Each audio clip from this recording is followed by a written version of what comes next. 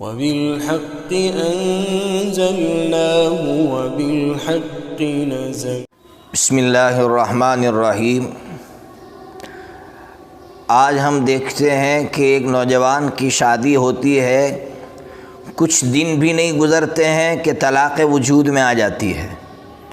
اس کے کارن کیا ہے؟ اس کے اسباب کیا ہیں؟ اس کے بہت سارے کارن ہو سکتے ہیں۔ اس کا سب سے بڑا کارن، سب سے بڑا ریزن کہ ایک نوجوان یا اس کی ماں یہ چاہتی ہے کہ یہ جو لڑکی میرے گھر میں آئی ہے پہلے ہی دن سے میرے مزاج میں ڈھل جائے، میرے مزاج کے مطابق کام کرنے والی بن جائے۔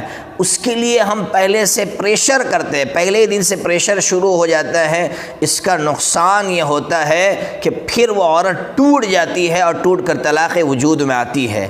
یہ صرف ایک گھر چلانے کے لیے نہیں کہہ رہا ہوں، میں ایک ٹیچر ہوں، میرے پاس بچے پڑھتے ہیں، اگر میں بچوں کے مزاج کو نہ پڑھوں اور پہلے ہی دن سے میں یہ چاہوں کہ سب بچے میرے مزاج میں ڈھل جائے، میرے مزاج کے مطابق وہ رہیں، تو یاد رکھنا بچے بھاگ جائیں گے، بچے میرے ساتھ نہیں رہ پائیں گے۔ میری ہوشیاری اس میں ہے کہ میں ہر بچے کے مزاج کو پڑھوں اور اسی کے مطابق ان کو آگے بڑھاؤ۔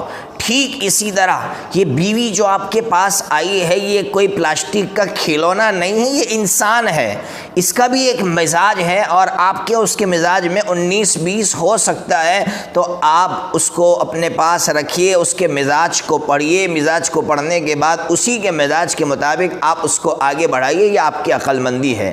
اور یہ بات قربان جاؤ پروفیٹ محمد صلی اللہ تعالیٰ علیہ وسلم نے سکھائی ہے۔ پروفیٹ محمد صلی اللہ تعالیٰ علیہ وسلم بخاری شریف حدیث کی کتاب ہے، اس میں یہی بات سمجھا رہا ہے۔ ایسا لگتا ہے کہ سائیکلوجی کے ماہر تھے سب سے بڑے پروفیٹ محمد صلی اللہ علیہ وسلم کہ بیوی کا جو نیچرل ہے اس کے مطابق تم اس کے ساتھ رہو، اگر اس کے نیچرل سے ہٹ کر تم اس کے ساتھ زندگی گزارنے جاؤ گے تو وہ ٹوٹ جائے گی۔ اور پھر اس کو سمجھایا ہے کہ ہمارے جسم کے اندر ایک پسلی ہوتی ہے اور وہ پسلی ٹیڑھی ہوتی ہے، عقل میں انسان اسی ٹیڑھی پسلی سے فائدہ اٹھاتا ہے، اگر اس کو سیدھا کرنے کی کوشش کرے گا تو وہ پسلی ٹوٹ جاتی ہے اور نقصان اٹھاتا ہے۔ ٹھیک اسی طرح عورت کا جیسا نیچرل ہے اسی کے مطابق اس کو آگے بڑھانا چاہیے، دھیرے دھیرے اس کو سنبھالنے کی کوشش کرنا چاہیے۔ ایک ہی ساتھ ہم اس کو سنبھالنے کی کوشش کرتے ہیں تو طلاق وجود میں آتی ہے۔ اس لیے میں ہر نوجوان سے، کئی نوجوان ایسے ملتے ہیں کہ ہم کو کیسے پتہ چلے گا کہ ہماری بیویوں کا یہ مزاج ہے اور پھر ہمیں اس طرح چلنا چاہیے،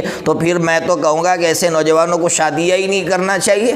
اس لیے کہ جس نوجوان کو اپنی بیوی کو پڑھنے نہ آتا ہو، انسانوں کی بات نہیں کر رہا ہوں، سب سے پہلے اپنی بیوی کو پڑھ لے ایک مرتبہ۔ اگر بیوی کو پڑھنا نہیں آتا ہے تو شادی کرنے کا تجھے کوئی حق نہیں تھا، اس لیے بیوی کو پڑھ، اس کے مزاج کو پڑھ اور اسی کے مطابق اس کو آگے بڑھا تو تیری زندگی خوشگوار ہوگی۔ اللہ تعالی ہماری زندگیوں کو خوشگوار بنائے۔